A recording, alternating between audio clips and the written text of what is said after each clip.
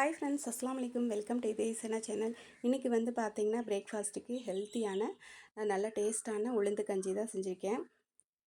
இது மாதிரி செஞ்சு கொடுத்தீங்கன்னா பசங்கள்லாம் ரொம்ப விரும்பி சாப்பிடுவாங்க. ஏன்னா உளுந்து கஞ்சியெல்லாம் செஞ்சு கொடுத்தோன்னா பசங்கள்லாம் குடிக்க மாட்டாங்க. இது மாதிரி செஞ்சு கொடுக்கும்போது அவங்களுக்கு ரொம்ப பிடிக்கும்.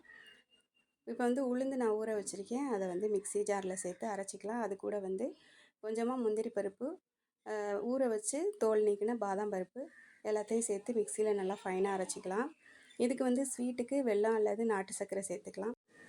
இதில் வந்து நாட்டு சர்க்கரை தான் சேர்த்துருக்கேன்.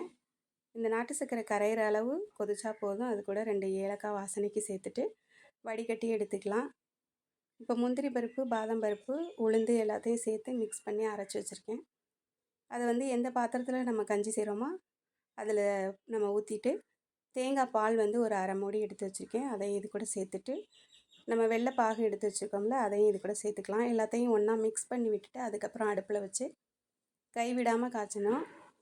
அடுப்பில் வச்சதுக்கப்புறம் பார்த்திங்கன்னா நம்ம கிண்டிகிட்டே இருக்கணும். அப்போ தான் அடி பிடிக்காமல் இருக்கும். சூப்பரான ஹெல்த்தியான உளுந்து கஞ்சி ரெடி ஆயிடுச்சு.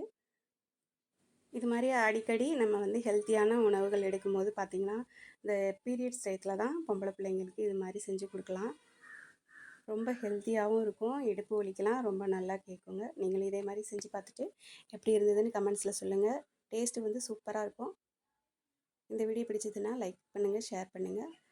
மறக்காமல் சப்ஸ்கிரைப் பண்ணிவிட்டு பாருங்கள். இன்றைக்கி பிரேக்ஃபாஸ்ட் இது தான் செஞ்சுருந்தேன் ஃப்ரெண்ட்ஸ். நெக்ஸ்ட் வீடியோவில் பார்க்கலாம். தேங்க்யூ.